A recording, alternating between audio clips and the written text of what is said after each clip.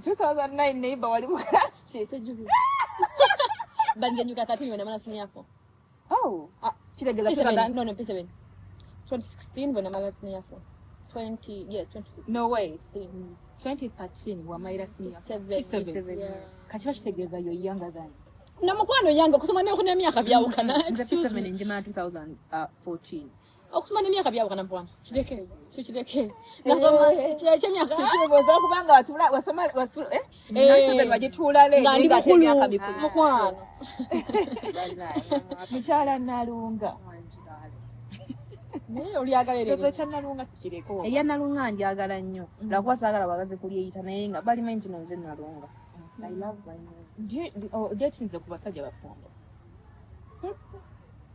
kakati nze omusajja omufumbo nze okumudatingako like nedda naye bw'abanga ze nantuke nangamba njagala mubuuza oliwedde mu nkyala we waka nti no wakwanye bw'abanga teri musa like nga tanafuna buvumu bugamba mukyala we wawaka nti nakwanyeyo madamu omulala abireke sibeera naye se njagala musajja nga musajja mmekete nedda anti bale tukoma ku talking stage ne mugamba kaniju bwatandika mukyala wange maganya mugamba then be with your wife yes oyagala gani mukyala wange mwagala are you in a relationship right now no how long have you been single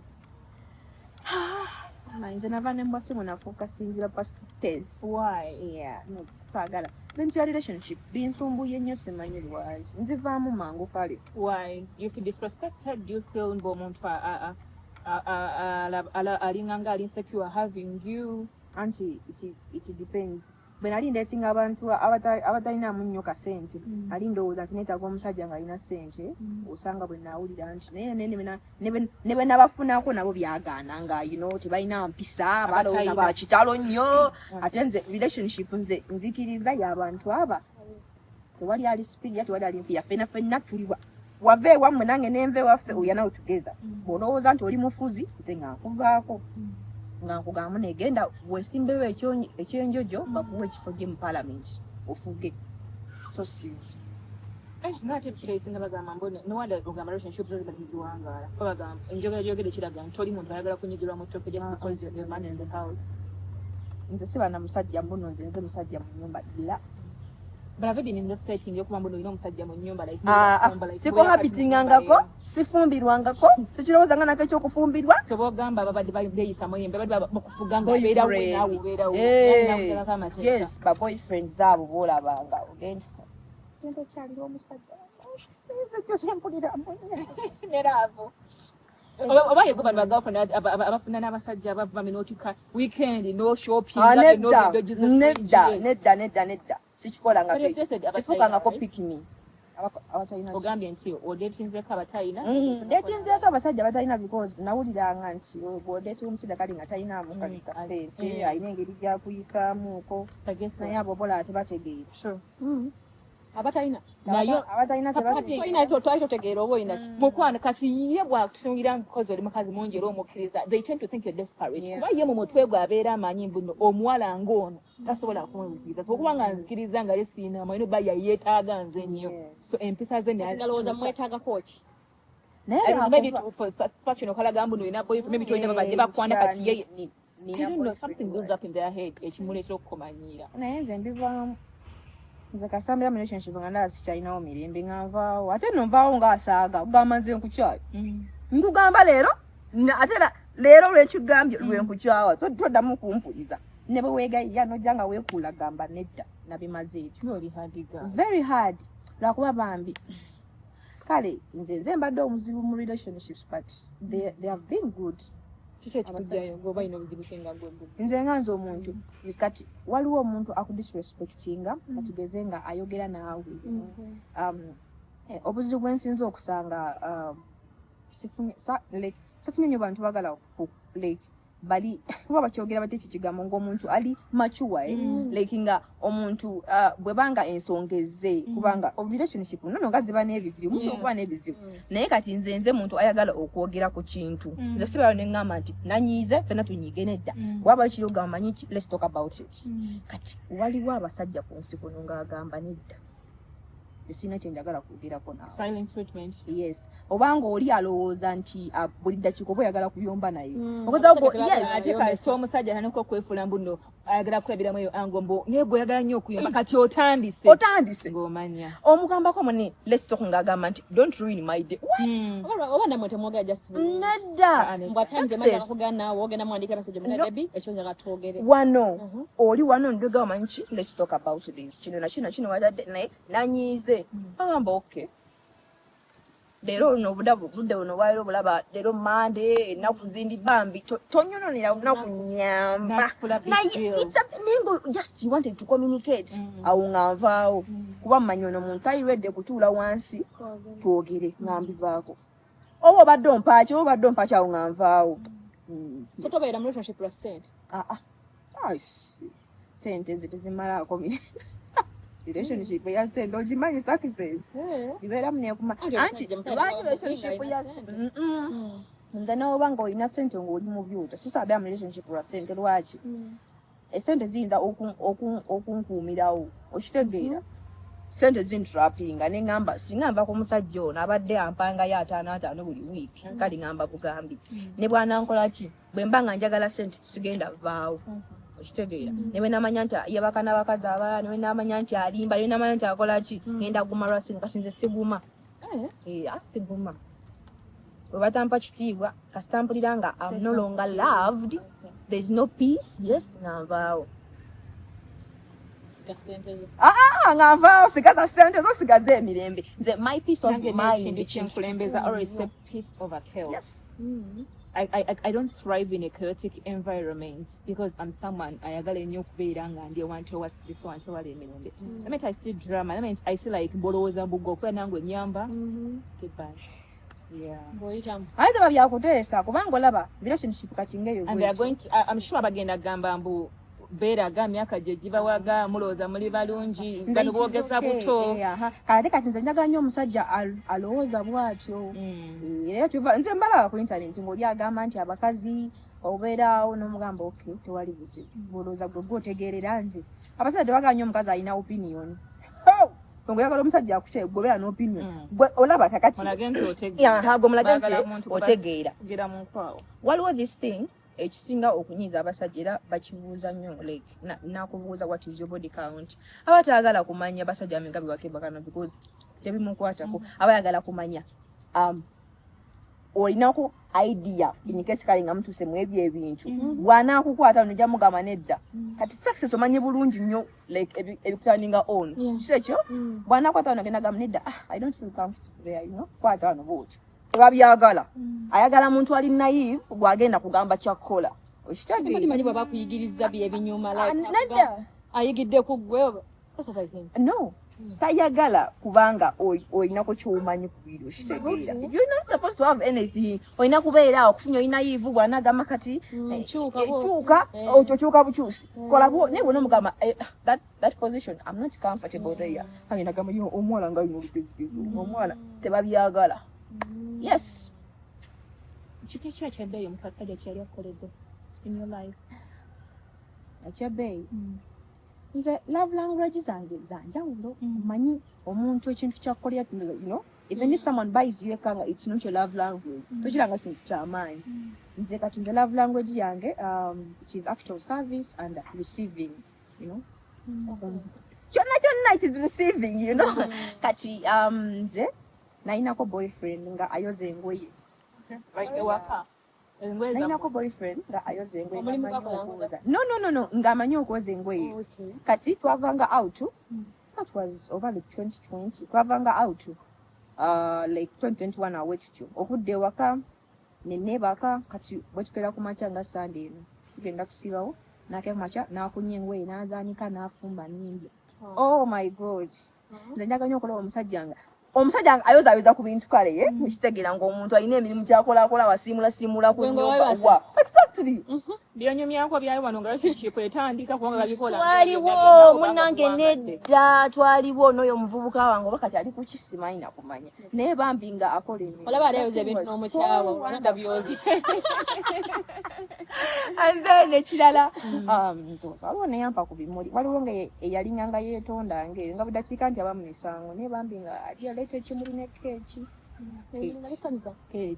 keeki ng'aleeta keeki ng'eriko amusori dorin omwana wuuno ngambikuuma olina omwana no oliwo kirowoozo ekyekuzaalayo omwana oba abaana sisita wange alina abaana aba yazaala muganda era nagamba ne mugamba baba nzaalira abaana kuba nze siri wakati nze njagala nzalire ku myaka ngaaga 35 inshallah mukama nga mpadde obulamu.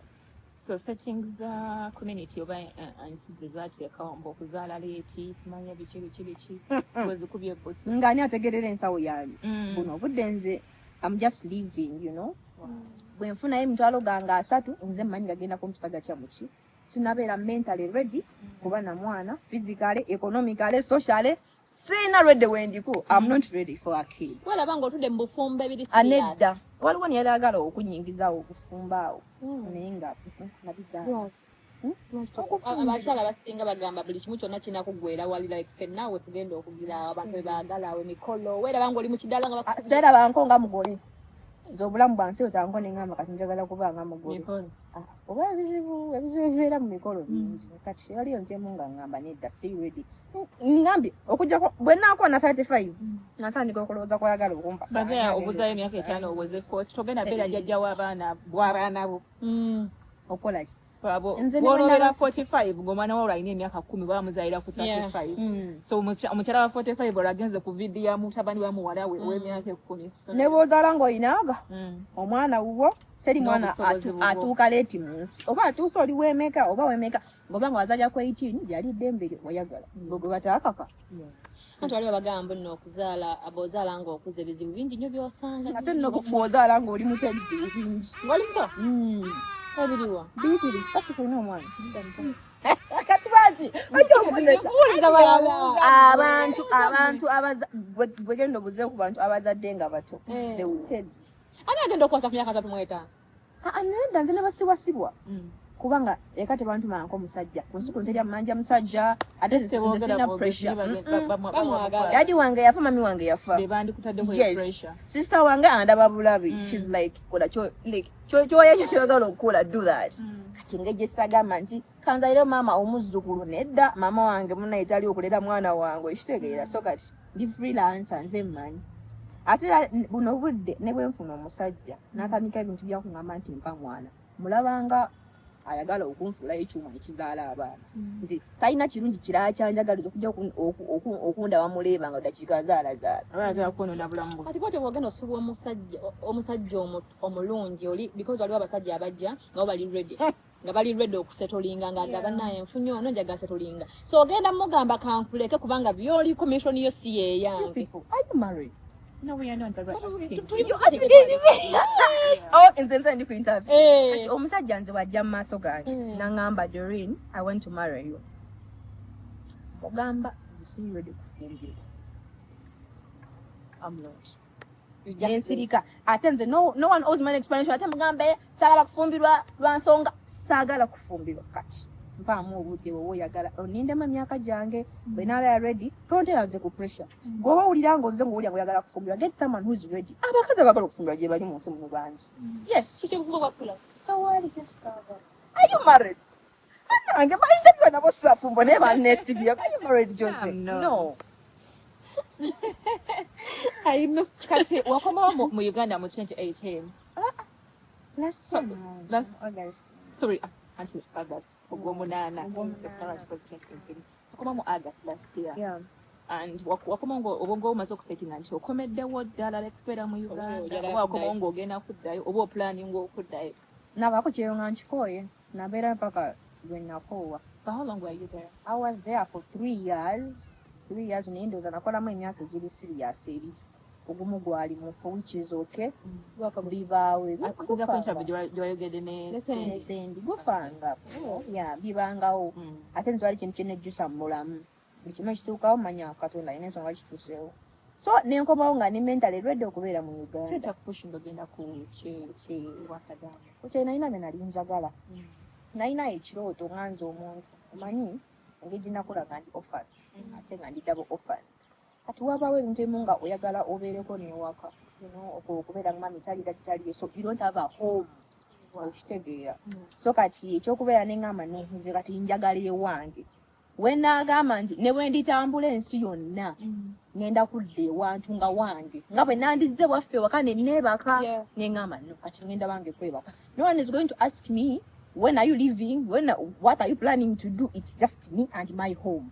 So that was my dream. Yani ngamba let me go ne bwe naba nfunyeyo poloti 2 ne bwe ndi emyaka negiriba 10 njagenda nkomererewo akabati kange nebaka. So you said you're 23. Yeah. Wagenda kucheo for 3 years. Does that mean wagenda kucheo ngina 20 years? Almost. Nagenda ndini nga teginawera kuba emyaka gyanjiwera mu November, so nagenda mu 2022 nga atandika. So jajjula jinji kucheo 2. I look older. Yeah, you look older. I look older. Ate nendaga muntu yange enkulu. Nendaga muntu ine. Mwai no jikuza. Najifuna mu 2017. Najifuna nsoma senior 2 kati biseera ebyo. Ate noza bagadians bangi bambi. I love my guardian so much. Kati ebiseera ebyo kasita byatuka ne baga omanyichi funa ID. Ngogamba oli muntu naye ogenda kukula. Obudde bugenda tuka ngendaga muntu ojeetaaga nga toyina ogenda jijja genda bakube ID emyaka jongeremu nenyongeremu emyaka egi so endaga muntu yange ne emyaka 26 buno obudde. Yes ate emyaka jogenda ogenderako ejo ja ID bota kitula yes jeja ID ejo 26 yeah. So sikyalina kyakola but documents ate zizina manya emyaka. So kyewasuubira kibo wagenda ngokuba story wajogedde ku Sendi abo wagenda bo wakomawo bye wayogala okugira n'obituukiriza byagwa gyendi wazimba saazimba naye jasimina we nnagula nga wadde nyumba mweri ate muli nyumba kugambye wagula akapoloti ndiwadde mukomererawo amakooko neneebaka yaya so buli kimu nze ekyantwala ku kyeyo nakimala so I was satisfied neŋŋamba nedda mu bulamu kyekyo kati I was fighting for that. I got it. Let me go back to Uganda. Ndabe ate ekiddako naye nagenda okulaba era tekirina effect kati wandyagadde okuddayo okola because nante ettaka weeriri nga mpoloti weeri tezimbyemu of course togenda sula wabweru otegedde Uganda oyinza okuba kiwali osuubiranga okomyewo amin bigatta olaba bigatta Uganda terina nnyo buzibu luli byalinga tebigatta. First of all nali nkyali muto nali sinakandika kulowooza nga bundowooza buno budde waliwo skills ezimu nze nali sirina nga nayiga njigu kitegeera kati obeerako n'ogamba nti bano buli kimu kisoboka gwe naakola bwenti ne bwenti ne bwenti I'm going to get money funeka eza rent funeka ez'okulya nyambale obulamu kasita nakitegeera nti obulamu bwe yajja siya to live nasooka nenzikakkana before nayinanga pressure nga banange ngenda kubeerawo ntya 5 years neŋŋamba 5 years nyinza okuba nzirwanako zituukako ne sitazituukako so kati nasala omuliro nsinagijjako amaanyi. Yes atagenda gamuno nzimbira mwana mu 5 years so take your time so kati ate muna era kyanyamba ebyo tafuna gundi mbuto ezo ez'okubanga nali nkyali ezo wazibukanga oti kyogamba ndabika nga ino zifuna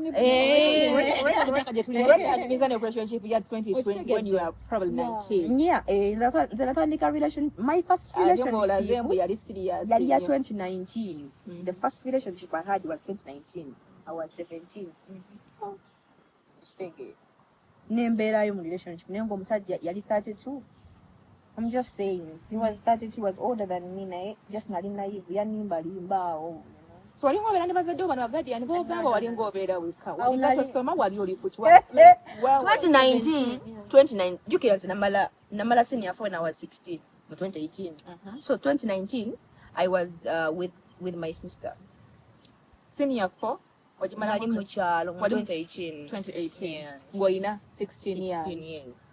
Okay. So kati nenyingia mu relationship 2017 nali nsoma senior 5 katya sajja nanimba limbaawo naye era tebyagira nnyo because engeri ali omukulu kunze nangamba relationships are not supposed to be like that jamwe doing fantasies za high school now this is reality nga alikugamba osoma obanga akugambe kati mubeera mwenna like ali mukujja sibeeranga ko naye yali boyfriend wange yes so 32 years omusajja 35 abakyali boyfriend mulimu emyaka gyenjagala otuukako nga abasajja bakyali boyfriend tino wa 50 naye boyfriend abakwanyula naye ba stage gyemusooka mukoshipa naye byagaana nebane nali mwagala yali wa first love so me I thought giving your legs was okulaga omuntu ntomwagala naye yamaana ngamba nedda si bwe kiri omuntu aba akwagala ne oba tokola ki ne oba togira so wamala omujjama n'omugoba oba n'akugoba twale magana. I want us to talk about social media. It's evident ntasinga kumanyidde ku social media. I for one nakutegeera ku social media and content omulunzi by the way.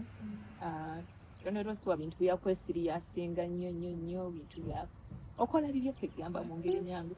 Actually oyo muntu yenyini goli mu content wo ndaba ne ku ground goli alabiko kwangu oli muntu ayine eddalu you're stubborn person. I'm stubborn naye kati engeri gyendi comfortable now you can see that side of me naye yabatagira bangako nga bakumanja ku social media nga abantu bangi abasanze nenga njogera nga atalina maanyi kuba eddoboozi soka like nsoka nensala eddoboozi kati ninamu like ezo kale personality kisinzira ndi nani yes kati ngenda okukusanga nga nkumanyi we can talk sinyuka but bwe nkusanga obusanze kati nga ali ku camera wafu sisa kunyumya naye nga bwe nyumya naye namu yakoma yeah but nasala okola oyo content bwatyo kuba saka nnyo kufuuka serious njala kutwala bwe Emikwano gya social media giri so dramatic gina ebintu a lot is going on ku social media naye nga abantu abayina that a lot going on beefunira ku social media. Anything you have to tell us about social media friendship? Have you faced anything like that? Abantu wafuna omukwano ne muvaamu byakwevuma ne mwawukana bubi nnyo siri mulungi mukola mikwano jamatufu era nze omanyiso kati nze ndoza nina boundaries nyingi nnyo bwetulanga tutafunda ku social media tukomaawo social media don't even come to my place nebweta tusinkanye nga wano tetusobola kufuna that thing naye ate nze nvaluinga nnyo omuntu gwensanze kati nga bwe nakusanga I was like hey hi netufuna omukwano guno gw'oku ground gwe mulalamu we can social media ndaba balabe saagala omuntu mubeera mwenna omuntu omweyabiriza mukoze mutya n'agenda n'omunyiza katono banene munyiza katono weegati ng'agamba nayagala dde okuba Jose Jose ngambye eki kanzije ku social media omayanga emunesa relationship n'omusajja ngo otya maybe munaamwawukanye oba ogenda close nga kati relationship friendship za social media ebiseesinga kyenzirabyemu oyinza n'okwesiba ku muntu nga kati like ondaga red flags zonna eziraga mbu wankwata kyaga tuba mikono baloko nga nnakunyumiza nti nze ndi balajanze ndi mupinze ndi musazi biki neyokweza ku because manyi olwawukana naye paba ogenda kujjonja byose abantu abasinga beesanze nnyo mu social media muno bali mu kwekako okusigala nga bali mikwano gy'abantu because amanyi bwentera embeera mbu twawukanye buli kamake mwali wali omunyumiza relationship because of my casta akunyiza akola ebikunyiza she's literally a bad friend kati ngotano mugamba ne bintu byokola sibyankala because manyaniza agenda kukwabya ate nagenda ku TikTok nakola nze mu bingi sifirwa kubaza byange mukama akyanyambye lwaki ekinene kyensinga okutya otegede maybe but muno maze okunyumiza mbu maybe nafunye olubuto banajjamu embuto munogaano njebe ne anti abantu abalowooza katola ajoze obuzi obuli kwaba ndika gwe oyina erinnya kati nga gwe omuntu bw'avaayo n'anyumya ebintu ebitu biwa wanyumiza bankufwazo that's right naye nkole ntya kati oyina kufuka gumite nti omuntu ne walivaayo n'ogenda n'agamba nti nze Jose yangamba ayagala omusajja omufumbo fena gwe tumanyi nti ne wanakyogera ogenda agamba so mwagala mu kati tugenda kola nafira mu film yes gwe inamba you want to show them mbono kati nze botune ekyawagana muleke let her kati tuna ekinzo okuntiisa oba nodes zina nazo zimala ziyita nodes zimala inaku enya zimala ezagenda sola kulura olaba success ne bazifuluma abana bazivaako eno Uganda abaana bali fast leero zifuluma nezibeerako ennaku ezo omuddako oli omwana agamba yes bali have you dated someone from TikTok from social media No. TikTok to be specific. Kubanga basajja bali okubakwana buli mwala ya numbers. Najja nakuyinga munagamba kino anedda. Mbagana. Kubanze waliwo ekintu kyendabanga omanyifu abagana tugamba ekinaakulya kijja olaba. Okitegeera. Ate era ekintu kyolaba n'ogamba onankwana naye manyi kyayagala wano. Ayagala kundestroyinga mentally. Nze ayagala kukumalawo mazima mugamba no, I'm not ready for the relationship. So kamuze muno industry voting ngabo ofanana. Ne bana mwampa muza kunnimba. Mwenna babiri kati mbatwalire. Ngabo ofanana ngai mufanana. Boso kunga muno industry muntu ya nakati ndi mukugata industry social media ali mukugata. Nabe namwe byonna. Muti bakwana nko. Mutali yakwanya ko nga wali nyango omumanyi. Abakwana ne yagamba tabakwana. Yes, omugamba bayine ebigendererwa. Mbagana. Mbagana yana bakimanyi namane nga saagala sijja I'm not ready. Kati gwe Iba isiyo.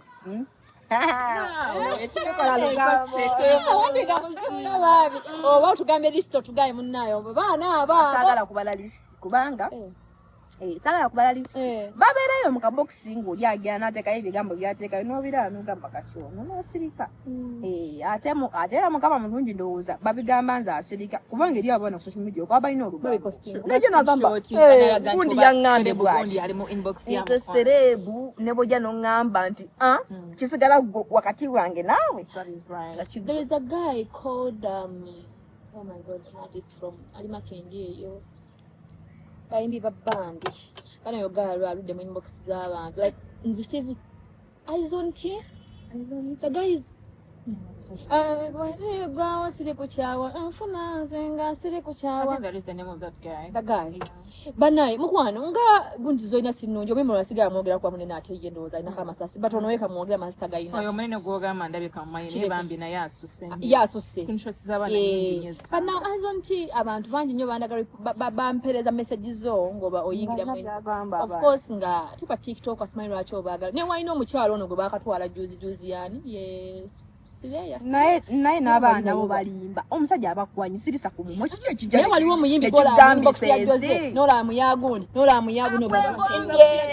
gundi otukaleta it's only because gundi bali postinga kingamba okitege Jose omusajja wajja n'akukwana nange najja nankwana kwegana omusajja kala sitagenda kuddako naye otulaga evidence omusajja nga wakwana tukutendere abantu abamu amaso nezibagamba onakwana nyirwe mulengera nga nange aninzi ayituse mu inbox yange somayamba kuba biringa simanyi nande mukkiriza naye ate bwe mba maze obbiraba nti yono ekika kyono omuntu nsobola okumwe nedda tabetaganya okulingira katoto ye naye mutamu ono ye it is okay oyo kati oyo ye yete tumwogera tumuleke ate oyo tasobya oh my god ali mu inbox yabo tetana batuuka alina kyayagala wange ajja zikatuka ne nebuuza ku ye handlingira gundi zezo iye cause Instagram ate baba waagala mulimu app ezangwa sikunyira jonyira gezi naye nze alizete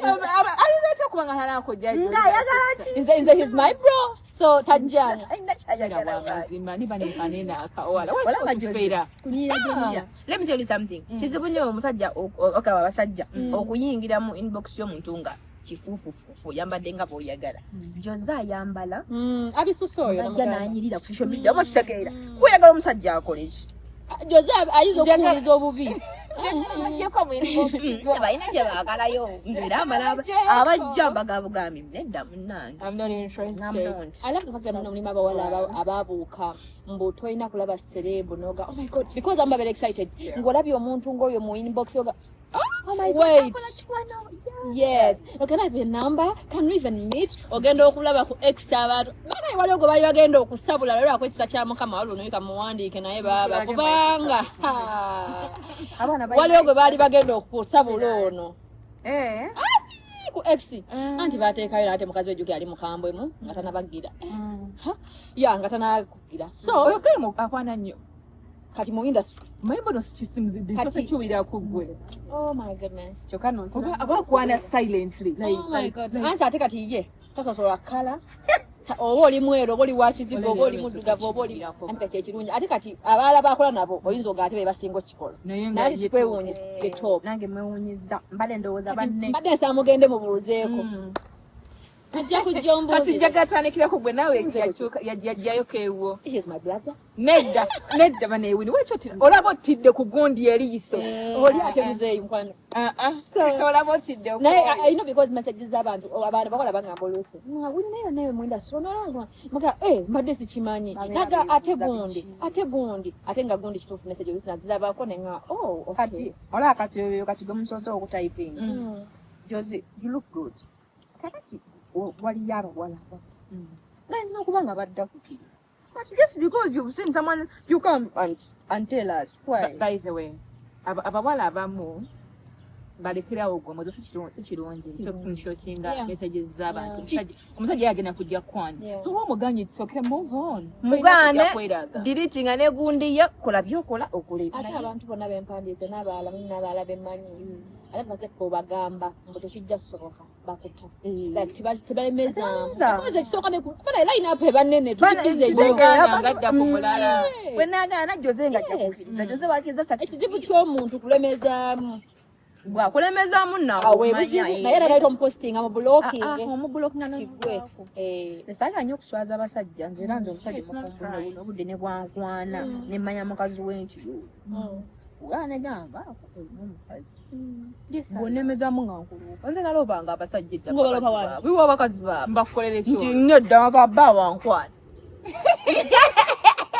omembe n'abakazi abatya okunyigira ababbanga naye nze agamba munagamba ngolozadde omuyambamuko yafe mugamba ne musajja why would you call me nedda I don't call onsanga wanze nkugamba bawankwana anti onsanga wa wano bwe tuba wano ku kyalo byalinga byadda byenkugamba si byakati sitambulira kubanga banayo onkubira otya ng'omumanyira ng'omukazi omukubira omugamba munaye bba waffe nze nakyali wange yagamba mukazi we nze twabanga nkubira nga ngamba omuviira ku musajja kubanga atajja kukyejjusa bwe etubanga ebintu byakisiro waliwo yamponinga ngalina ku kyeyo simanyi nakumanyi nti omusajja weyo bankwana okukwana ngamba omusajja gundi omanyi nti simanyi nangamba afolowinga ku TikTok naye akukwana mwesonyiwe ebiseera bye nakweranga videos ebyogalawandabiramu nze nasanga nga abantu ne bangamba mbu nno bawanga akwagala banga kwa because ba downloading nga videos nga nze nzijudde mu simu zaabwe kati yo nze bwe mbanga gwe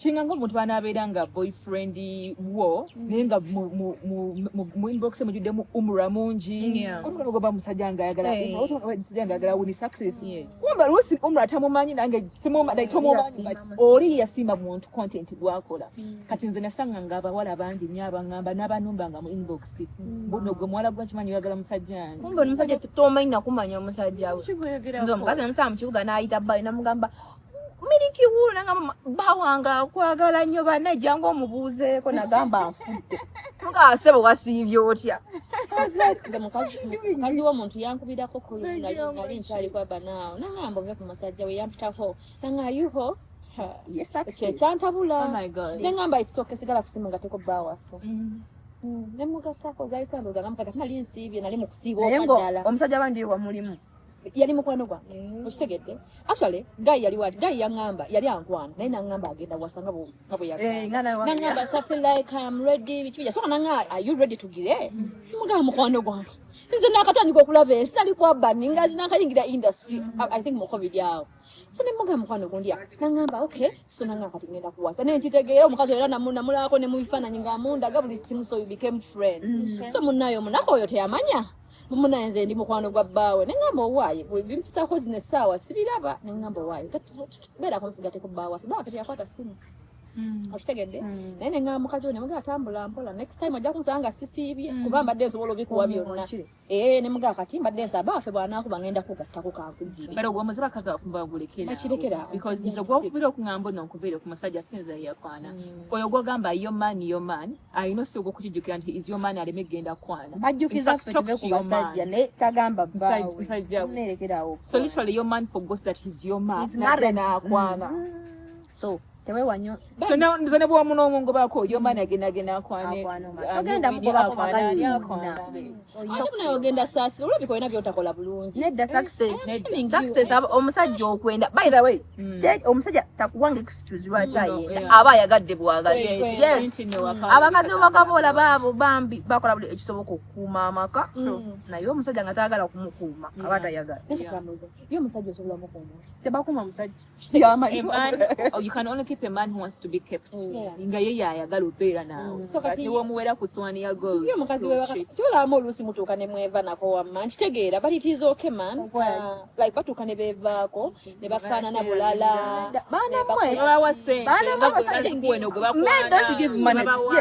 anti kyeŋŋamba no wanda batuuka ne beevaako bambi ne bagamba munnange ate munnange ffe jjukira omukyala ewaka aliko abaana babanamu mutwala saba bagenda asiba enviiri agenda gamba nedda kanguliremu abaana engoye Jose bagenda ku emtwala ogenda ogamba lemu wiigi nga tebwesise namwe ate osabire n'amalala ate kitali ku mukazi waawe kanti abeera abaliira abaana omusajja amaka biki so byona okulaba nga akaviiri agenda bamusibe mukazi waka alina okusaba ez'enviiri n'asaba ez'abaana nako ne wabisaba tasabye mu byonna wagole agenda gamba nti oli tunaabeera muzigo paka disisebinge twezimbe so kuwangala gambo ayagala mwezimbe naye ng'ate nze ate bwe naazimusaba emabbali agenda kakwata kakadde akantu abasajja n'okuba abasajja kikise tebakinambu dakiika kitundu ng'akwokyezayo naye oliamu excuse ate ogagaza ki nkulekera emmere wakankola ate nojoza abasajja kati balina omuze nammwe basalidde ki babasalidde amagezi ayolanga omukuba nnyo oluseke n'akufunira omuzigo ekyanja n'agamba ndaba luumu ya mitwalo 9 kyo joza agenda sulaawo bwe naaba njagala ng'okumulanga genda asazeeko eza hotel egibadde ng'emitwalo gino ya BNB 10 agisazeeko n'akutereka mu muzigo ne weebaka ekyanja mu muzigo babeera bakutereka ne bakutereka mu muzigo tovaawo ate oba olagawo akujja kuba alina abakatono naye kati naye kamukuumire wano bweki n'akufugira mu muzigo n'oguuja ng'omusajja afuga kisadi ki baguba yasasula omuzigo takugamba budde bwajja waddembe okuja kumwenda n'akongola ng'oba olina okugulawo maama nnyabo olina kubanga oli mulwadde olina kubanga oli mulamu mu budde bwonna gwegeza ogambe nti leero nedda ogenda mubuulira okolawo okyawo kwani wapangisiza susu susu uchichi omuwachi ekira kitali no wait okay what else kyaba kwagala kwangu oje ku susu kampani kubanga side chiki yawe emirembe yebitya nga bwoga otibete baside chiki basingana bamalake emirembe nedda bambi emirembe abo boy side chiki baluga emirembe abasajja emirembe ja side chiki wajagalira wabaawa wano mu kigambo but peace mugundi ojo gambe yekyanja tewali kirere y'abaana tewali mukozi tewali it's me and you musanga just ali fresh ali asobola okweyambira mu giro n'atuulawo naye wakwaliyo omukozi n'abaana agende mu kisenge yeyambulireko twagala yetale mu ddiro ne mu kisenge nga basayidi kiki nedda abeera just aliwo bubeezi kitwala budde kyova olabanga kasita amala ogumulese nga yambaladde wa mukyala we yeebaka tabakwagala unless nga you a second wife speaking mboluyingira kukola kimulesa ali malamba agende akwagala what don't you get chichi kyotafuna osaba kino otakifuna akwagala omusajjawo akwagala sweetheart unless like yakufuula second yawa naye oba okimanyi nti akyakubbiririrako nga osula mu muzigo ekyanja tasula naawe asula wa mukyala we bw'aba asuze wa mukyala we mugamba twafiiriddwa twagenze mu bindi nsuze ku mufu kumba asuze nawe mpuliri manyi agambye asuze ku mufu temunalaba abaana bali mu kubona nayenze nompangisiza ennyumba nokola ebyo ekisibo twana wangalana nako biri naawe ewange olina kunkuba esimu nompa appointment mu wiiki ejja ngenda kuyita yeewu ng'omuzigo gwani gugwe nga yamupangisa si bwe kikola tekisoboka tosobola kukola appointment na nannyini nnyumba ngambeko nannyini nnyumba waddembe n'okujja ku luggi n'ateekako okutwasooka awulirize mu oli okolaki anedda mukwana akola appointment nawe kuki unless nga omuggyeko gundi eyo n'omugamba nedda nze sigenda ava mu muzigo gwange ng'owansamu ngenda obbeerawo Nebo kasito muleka mbu. Let him take care of me. You know. But yate sura muzigo gokani zo bakuyamba ko nebintu balala. Bingi byabakukolera kati obera ofuuse buvunaanyizibwa your financial backbone eri emala ate naye amulwadde njagala kulango ye oba ina yakana bebo akana oba ina sister wago owera bebo ne sister ngwe mpera bichi bamugobye iro nga akuyamba mbulu kimuso naye abira alowooza mukati oli buwe kyayagala in return wano kati omanyi ngoyagala okumanya kati nti wogwa tandika kumumma wano bwemugambe wogenda okumanya nti nno nti toyina kyokola mu maka ga musajja nga ate akuleka mu muzigo abuuka bubusi tagamba nti tubiveeko akugostinga ogenda okuddamu olaba lwengi atuuse talabiseeko nga yafuna dda ow'ekisaasi beebasi obeera nga ayina abali ku pendi. Me, I talk to people. Me, I talk to girls. Different person. Ekisobola kuba person okuba nze mbamanyi. Nze saagala kudependinga ku muntu financially because I know ebijjirako. Saagala nze kunfuga webe bintu bya nkuwa kino beera wonkolera kino. Yes. Abakazi akozeko ku ssente muti ambere kati gwakolako ku ssente noze kwatira ko. Nze mmanyi obulumi bwa ssente kyovalaba kati nze ngeno nengamba kati nyo kati ogenda kumanyira kati ku ssente meka how much mekezo ezimanyisa naye oba osasula omuzigo gwa myezi gwakakakaddamu kino ngamba nedda it's not worth. No money is worth my mental whatever nti ogobeerawo nkyankanye ate omusajja addukaawo la So byebyo bannange ezina njala zonna naye bazogerako kundi ya sendi nga ziwanvuyo oyina kyosobola okwekolera ekirisiriya nze mpaate emmere I do everything I do nozisaddugala munda lwakuba sikola laundry chance gyenina naye nga buli kimu nkikola ofumba nekuma kyankedde kulyawo matooke okwati osiiwayo okoza entamu eyo entamu ki zemukuta nesiri no zino waliwo zino entamu zino enongoseemu ennaku oyisamu kakuuta setukyalina with my nails enjala zange era nze mbeera nazo bweziti nkuva dda njala nnyo okuba ne long nails simanyi lwaki I feel like kimpesa nyuma nzirina mukutu okutu kuli okutu kweri si ezo zoyina waliwo asokubuuza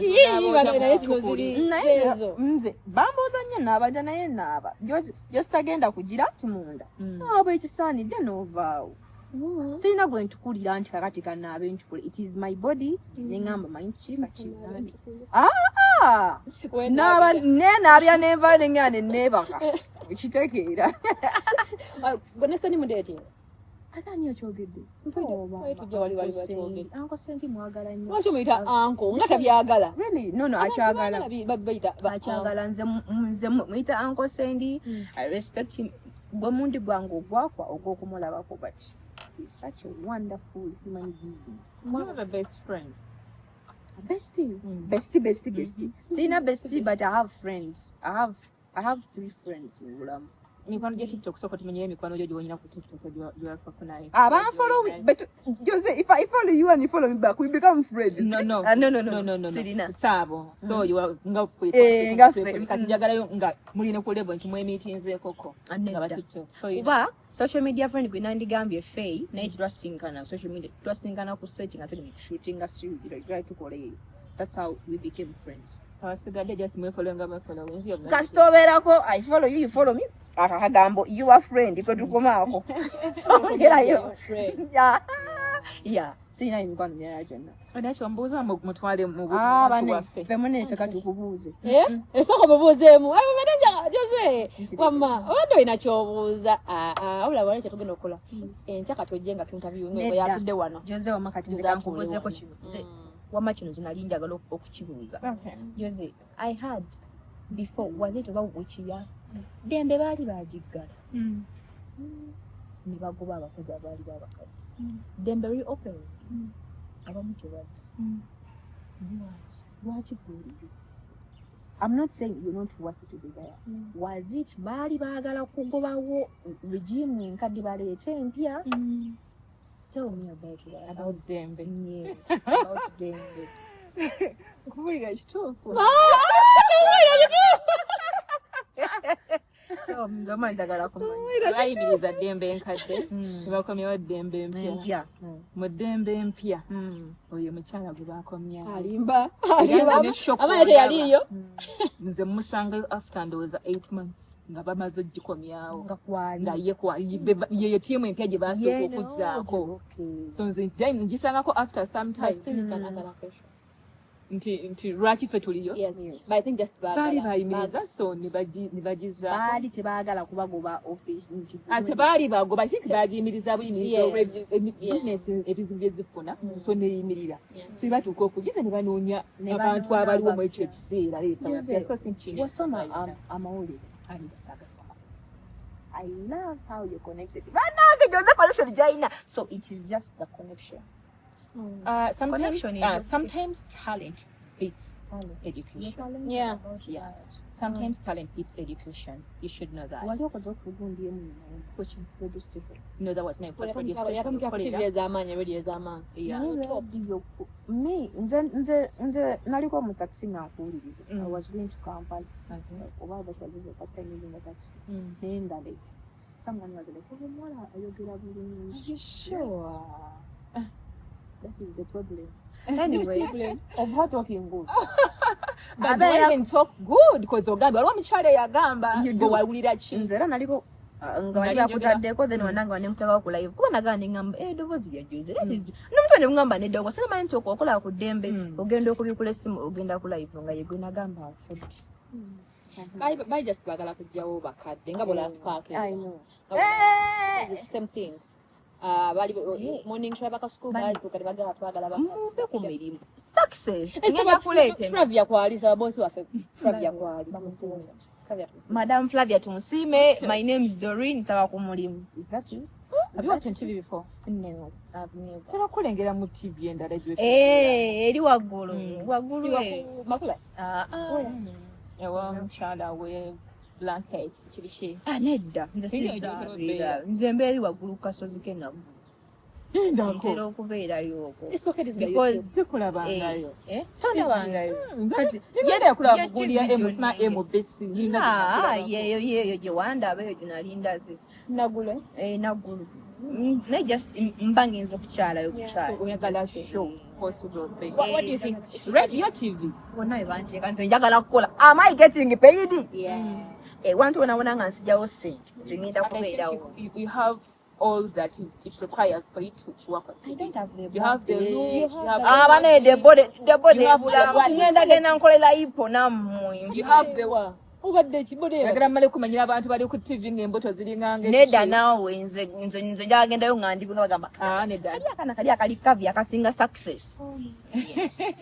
So njagala kujja mu competition naye bagamba mainstream mafi flows essente zamu Depending which company work. Mbalenga ngamba. Mbusemanyanga bingi Zino basi nyingi buli kimu kibeerako ebirungi byakyo. Benefits ezigirako nyingi. Abisinga abantu olinza obbanga woli bakusasula emitwalo 5 naye ate n'ofunawo omukwano ali alinza okuteeka ku kintu yako ekirala naye nga yakulabidde ku guno omulimu gw'emitwalo 5. So social capital gy'osobola okujja ku mpewo yoka egutwala wala. Abawala bangi batandika okukola ku TV ne bafuna abasajja ab'amaanyi bakyusa obulamu bwabwe naye nga badde akola ku TV kwamu kibayita ssente entono n'omusajja ow'amaanyi n'amulengera okwo. Naye nze naleera sikayo nnyo kuba business ey'amaanyi n'emuyita n'emuwakala jangu otukolereko n'omwana agenda kubawo gigi nga y'amaanyi nga we branding social media kati oli mulungi ate era njagala kufuna career. I want to get something nga ngamba this is what I do. Kati oyinza kukola nga short entertainment ate bana success ate kati hanwa ndina muntu mutu kantuuke bwajiba satagala ennyo shokalenga ya eri serious nyinza okubeera nga ino mu entertainment kukola kwogera ku bibaddeyo ku social media abayimbi ngamba kyakoki azeno okubalumba lwako kyobogerako nga tebagala nnyo mazima tebagala mazima abayimbi bayita okubagano bavumye bati bagano bawavumye because wavumye just oba oyogedde amazima nyinza okugamba tebiri mu byambo jjukira bajja kusiga teri kusala kwogera kyennyini kiwalabi bwe mba ntira ngenda kukyogera naye kasa kibeeramu allegedly Olina evidence. Anti kasana yebeerawo nkyogerako naye kasa yebeera mu mbu banne soogera mbu Byanjwa. Jozola nga bankubi n'ogamba ne kale nalunga namugamba tosala bigambo nga atandisa Kalunga n'asala ekigambo ku alien. naye Bulubula ke. simanyi oba ngende ku mainstream njagala mulimu nsaba mulimu Yeah, so omukulu oyo ajja kwogerako Ne bekikwasa. mukamaawe. Jose ngenda kwogambe Jose bannange you people connect me somewhere nina wano bwe natuuka Webale kweyogerako. Yeah. Obeera onotya kyokka nga tulina kyoyagala kyokka otuuse maybe wali omuntu ayinza okukukwatirako. nze nageza kwekuba ku bantu I've met Know that a you know. lot of Opportunity people bwejja tuba tusobola okugira. Right. You can present your name. Yeah. Naye ndowooza nsisinkanye bantu bakyamu mbadde nga njogera nabo especially ekitonde ekisajja olyanga manyi ndasooka ogenda onzijemu I can put you somewhere but nena ngati nze nfuniramu wa namugamba nyinza okuwa commission because me I believe in commission agamba nedda commission ate kati obusente sente obwo naye tusobola okukyamako wano we can go somewhere we hang out in an Airbnb mwe. Oh my God, I've not found myself in that situation. Eyokufuna omulimu nga gusoso okugamba mugendo gyemu empale. I thank God for that. Ayinza n'okubanga agenda okuwa omulimu nga tagenda kigamba wabula ono ayagala nga bwe nagamba producernconnectinga ate waago nkulaba obeerako nagamba ekisooka emyayikanye nze kati nze nange baako kyondetenkanya n'otamugjamu gaba mabi agago nengamba kanneebako ekira Twagala kwebaza Katonda. Ne kampani gye tukolera tebirimu. Nekira babosi baffe abasinga Bakazi. bakyala. So teri agenda kuwa mulimu top nga boss asoose to okukozesa. Osegede. So kati if it's either talent or nothing else. Yeah. You know kubanga oli talented. ekitali ekyo mukwano mbwate connection mbwate ki wali kasakulanga kyebaagala muggwe kyekyo kiba kiwulamu nga bakuvaako of course babagenda kwezo Because they need to make money. because they need to make And money and they they have to pay you. omulala nangamba mbu I don't position myself very well. I was like, how do you want me to be? Bw'atalina reputation embi nti obadde otraininga mu ekiseera. Anti nange, How are you not positioning yourself? nengamba You like have the numbers. mujagala mutya nebagamba mbutambulako like weteekeko ku bantu Okay. Jose bwagamba alikyanja linnya bodo ogende ekyanja Jose waali okitegeera mweyo okitegeera haso eri mwegundi okwagala okugezaako okwetemera ekkubo gwe nga gwomu kizibu nnyo Ebintu ebisinga byetaagisaamu connection. Omanyi Jose na connecting ewantu. Omanyi gonna akuyamba kakubwe obuyinza obujulizi obutuufu bwennyina First TV yange nasooka okukolera teri yankonekiti. watambula n'ogenda n'oyingira yo company. Nalaba kalango ku TV mbu banoonya azannya firimu nze naye sizannyako firimu nga sizimanyi naye nga baŋŋamba mbu abakyala akola ku TV n'abatanzo yali wakabi nnyo wamu ne Florence Nakijja. Banga bonna bali mu mizannyo I'm like kati nina sobola kuyita mu mizannyo naye nga ne firimu gye nazannya nayita mu buyisi like nayita mu buyisi ne ŋŋamba ntuuka awo mu firimu enyo bali batuyise yatuuka leo TV etandika nengamba omuntu ekandikira bangaye bakiyita CV bangaye bakiyita byonna ebyo nga byoganga simanyi bangaye bagiyita mbaye tukoleyo ne kaddemo like naye nga sibimanyi nga gaya abimanyi oyo gwe nagamba nanga solesbo kati netushootinga netwalayo ku TV empya kati awo maybe ovako yo TV yasooka ebirala badde nga bagamba gundi bakwagala wano gundi bakwagala wano naye ebisigadde esooka osobola olumba kulumba naddala nga toyagala bintu ebyo byakibatuba kati ejjo ogamba gy'osiba kasozi bw'abagambako mbu nno wandyagadde gye sibagamba olowooza mbu olyoke n'ebyokukyalawo obukyazi kumbe aye naawe omulimu singa bagukuwadde osobola okugukola. So tell Kafuko. Kafuko alaba ne talent in case bw'anaafuna kyemanyi wakutya Kafuko yogera nange okay nze muli ngamba nti like tebanafuna space. Actually, you need to tell him n'abeera awo ng'akimanyi in case of anything ate abajja nnoonyuma kubanga naye nkimanyi nti oyagala so ye bw'abeera ng'akimanyi nawe oyagala opportunity bwejja ate opportunity zibawo ku TV buli mwaka oba buli mwaka baali baako be bajjako so oli waaba olwedda akumanyi bw'ateganya bayiye bajjozi bayizanya mukwano gwange yeŋŋamba olungaako muba tomugambanga abeera amanyi story ogwo kyanyumirwa okukyaza sooka obeerewo like obagambe they know nti oyagala mbagambye abali eri waggulu ku Serena nammwe mbagambye abantu ala kale be nice having you okay once again how old are you? kiremeddeko I'm making 24 in November, so I'm 23 in those and a half. Yeah. Okay. All right. Your favorite drink on a plane? On a plane, banange nakatama kunyenya mirundi eji enyenye Mwiranga yangu gereza. enyenye yanza tetwanywa Ethiopian Airlines tetunywa. We only take a small water like this. Na mu economy. Who gave you Yes, bagaba juice. anyway nze temamba Let me tell you something. Bagaba yes. Ticket yo eri coach. Tokimanyi nti no ebyokulya bibera ku ticket. You don't know. Nedda bambi. Kale bakubuuza water what bakuwa water. Nze nywa amazzi ku nnyonyi. Gegabaako yes. That is my favorite drink. Ekitegeeza wadde ngenda kuzzaako your favorite airline endowooza ekyo nkireke. Bwakabeera ku airline emu yokka. Nakabeera ku Ethiopia neyantwala eya Dubai simanya biki nentuuka Saudi kalas nembivaako. Okay. Do you keep exes as friends? No, naye tetulina bondi mbi.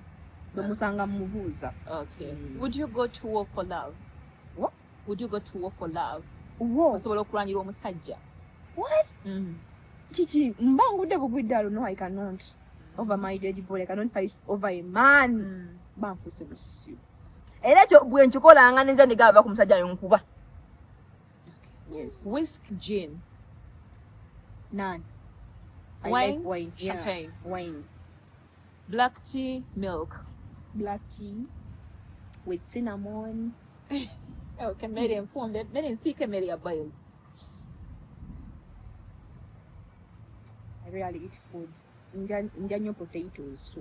Nja zibeera awo nga zirimu ennyaanya n'akatungulu. Okay, wig braids. None. Short I hair. like. Ate njana fuka bold. Otera bisala ebya Yes, ntera ozimalako zonna ne ziggwako. Yes. Okay, would you want to do this with us? Thank you. Exactly. You are very good people. Nsisinkanya abantu abalungi mu nsi, but these people are good persons. Bantu balungi nga obalaba. She's a good person. She's a good person. We are good people. Twayanza nnyo kubanga obaddeko naffe. Jose and Winnie Diaries tubadde ku Lishi Gardens esangibwa wanene ekisaasi bagest China bangi ngo tulina okulaba kuteekumirako tubeera ku subscribinga werenga bwe tuteekayo akantu obeera okalaba wali wonna wonna wonna. Bye bye. Bye.